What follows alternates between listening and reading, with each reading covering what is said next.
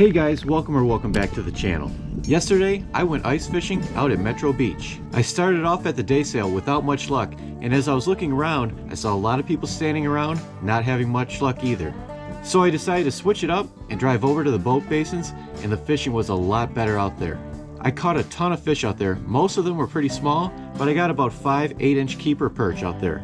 I tried some beaded spoons without much luck, but I did have a lot of luck on tungsten jigs tipped with either spikes or with soft plastics. One thing that I'll say about the boat basin area is that you have to be very careful getting onto the ice.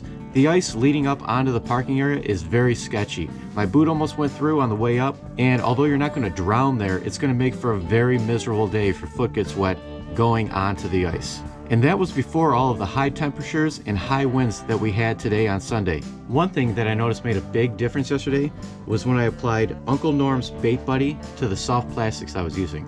I got a free sample of this from a guy on Facebook a few months ago. I'm not getting paid to say anything about his product.